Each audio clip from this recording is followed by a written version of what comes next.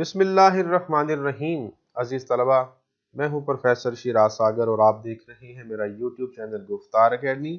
अजीज़ तलबा, आज हम एक ख़त का मुताला करेंगे जो कि एक दोस्त के नाम लिखा गया है और अशिया में मिलावट के बारे में है। आम तौर पर जो हमारी इंटर की बुक्स हैं उनमें ये मौजूद नहीं है और चूँकि हमारे स्मार्ट सिलेबस में ये शामिल हुआ है इसलिए हम इसको नज़रअंदाज नहीं करेंगे। ऐन मुमकिन है कि बोर्ड के पेपर में यही एक ख़त आ जाए और चूँकि इसके साथ आपके पास कोई ऑप्शन नहीं होगा लिहाजा आपको करना पड़ेगा। तो उम्मीद है कि आप इसे नज़रअंदाज नहीं करेंगे। इसको ठीक तौर पर याद कीजिएगा, देखिएगा कहाँ से शुरू करना है, कितना लिखना है और क्या क्या लिखना है और इसका आगाज़ कैसे करना है। तो आइए देखते हैं।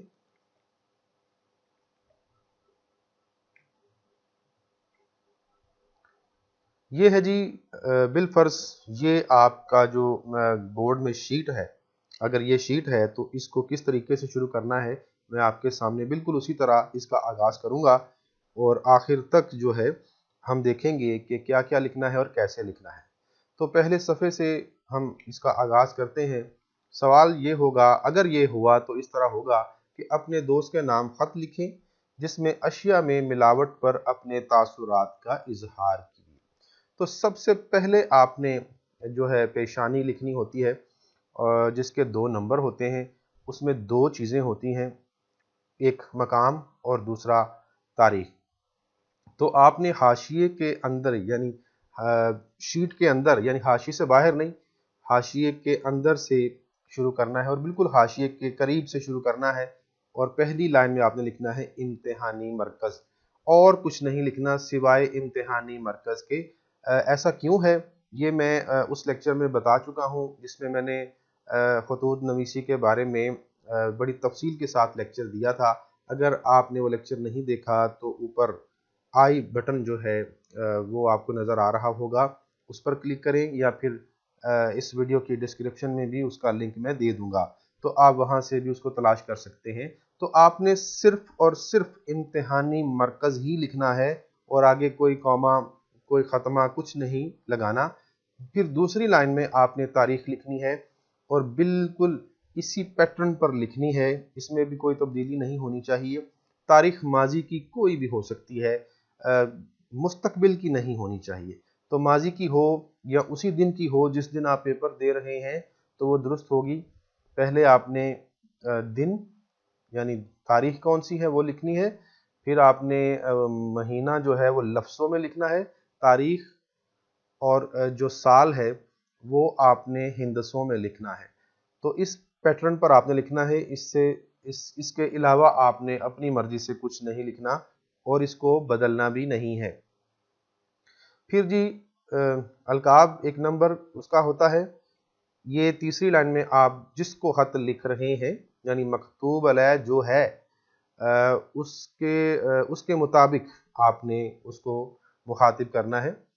अगर वालिद साहब हैं तो उसके मुताबिक, अगर कोई चीफ एडिटर है तो उसके मुताबिक, तो उसके साथ जो आपका ताल्लुक है या रिश्ता है उसको भी पेश नज़र रखना ज़रूरी होता है। तो दोस्त को लिखा जा रहा है इसलिए आप प्यारे दोस्त कह सकते हैं और उसके आखिर पे निदाया की अलामत लगाना भी ज़रूरी है। ये भी आपने ख्याल रखना है। फिर आदाब जिसका 1 नंबर होता है और आदाब में आपने अस्सलामु अलैकुम लिखना है। तस्लीमात भी लिखा जा सकता है, आदाब भी लिखा जा सकता है, लेकिन आप इनमें से कोई एक जो चुन लें कि आपने क्या लिखना है। तो अस्सलामु अलैकुम में भी बेशुमार गलतियां होती हैं और वो गलतियां क्या होती हैं ये उसी लेक्चर में आप जाकर देख सकते हैं जो मैंने खतूत नवीसी के हवाले से एक बड़ी तफसील के साथ समझाया है कि आपने कैसे लिखना है और क्या क्या लिखना है। तो हम अब नफ्स मज़मून की जानिब बढ़ते हैं।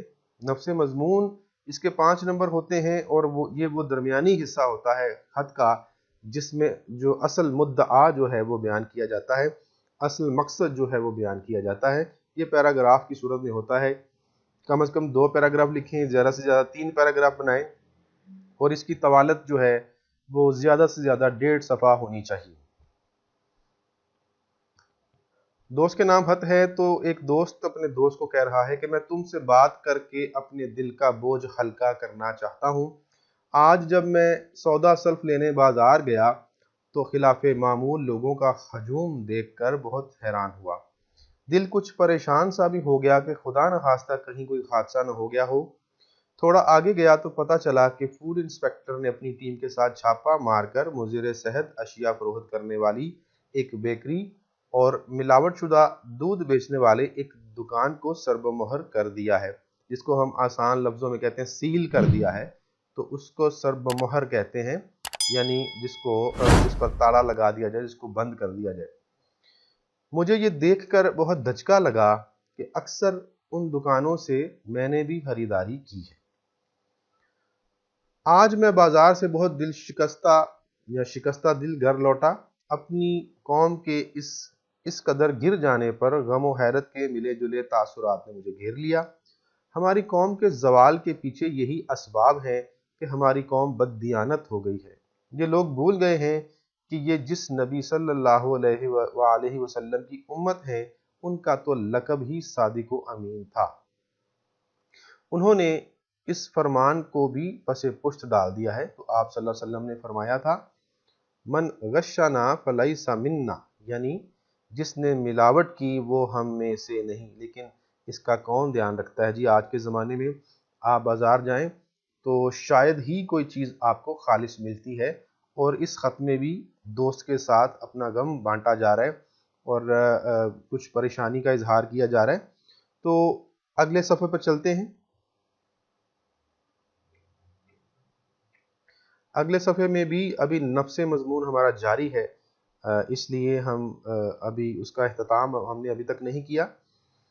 ملاوٹ کرنے والے ان دھوکے بازوں کو اس بات کا ذرا بھی احساس نہیں ہے کہ ان مضر صحت اشیاء کو کھانے پر کوئی بیمار پڑ سکتا ہے، کسی کی جان بھی جا سکتی ہے۔ انہیں صرف اپنا مفاد عزیز ہے۔ مسلمان کہلانے والی یہ قوم اپنے مفاد کے چکر میں اندھی ہو گئی ہے۔ یہ لوگ اپنی کمائی حرام طریقوں سے کھاتے ہیں۔ کیا یہ حضرت شعیب علیہ السلام کی قوم کا قصہ بھی فراموش کر بیٹھے ہیں، جن پر اللہ تعالیٰ نے ملاوٹ، دھوکہ دہی اور ناپ تول میں کمی کی پاداش میں عذاب نازل کیا تھا اور ان کو نیست و نابود کر دیا؟ آج کل خالص چیز تلاش کرنا تو ناممکنات میں سے ہے۔ دالوں میں کنکر ملا دیے جاتے ہیں، سبزیوں اور پھلوں میں کھاد اور گندے پانی کے اثرات ہیں، ادویات بے اثر ہوتی ہیں، مسالہ جات میں ملاوٹ ہوتی ہے، دودھ کیمیکل سے تیار کردہ ہوتا ہے، گوشت میں مردار کا گوشت ملا دیتے ہیں، بیکریوں میں خراب انڈے فروخت کیے جاتے ہیں۔ آخر انسان جائے تو کہاں جائے؟ ہماری حکومت کو چاہیے کہ فوڈ اتھارٹی کو مزید فعال بنائے اور ملاوٹ کرنے والوں کے لیے کڑی سزا کا اعلان کرے۔ اللہ سے دعا ہے کہ وہ ہم سب کو ان ملاوٹ زدہ چیزوں سے اپنی امان میں رکھے اور تمام امت مسلمہ کو ہدایت دے تاکہ وہ سنت رسول صلی اللہ علیہ وآلہ وسلم کے مطابق اپنی زندگی گزاریں۔ اور آخر پہ ہے جی اختتام، 1 نمبر اس کا ہوتا ہے، تو کل ملا کے 10 نمبر بنتے ہیں۔ اختتام جو ہے وہ آپ نے بائیں جانب لکھنا ہے، جیسے کہ آغاز ہم نے دائیں سے شروع کیا تھا، جبکہ اختتام بائیں طرف ہوگا۔ ہم سب سے پہلے لکھیں گے والسلام، پھر ان کے ساتھ جو آپ کا تعلق ہے اس کے مطابق لکھیں گے۔ آپ کا مخلص، آپ کا دوست بھی لکھا جا سکتا ہے۔ اسی طرح اگر آپ والد صاحب کے نام لکھ رہے ہیں تو پھر آپ لکھیں گے آپ کا پیارا بیٹا۔ اگر آپ چیف ایڈیٹر کے نام لکھ رہے ہیں تو پھر آپ لکھ سکتے ہیں قوم کا مخلص، آپ کا مخلص، نیاز مند وغیرہ وغیرہ۔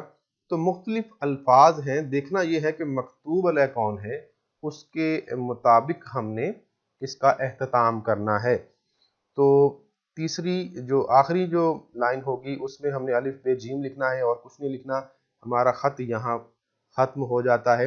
الف ب جیم اس لیے کہ ہم بورڈ کے پیپر میں نہ تو ہم اپنا نام لکھ سکتے ہیں بطور طالب علم یا طالبہ، آپ اپنا نام، اپنا رول نمبر، اپنا ایڈریس یہاں نہیں لکھ سکتے، اس لیے فرضی طور پر الف ب جیم لکھ دیا جاتا ہے۔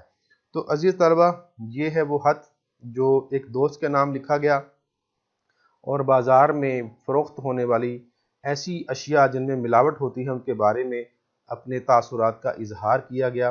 مجھے امید ہے کہ آپ کو یہ خط پسند آیا ہوگا۔ اس کے ساتھ مجھے اجازت دیجیے۔ اللہ حافظ۔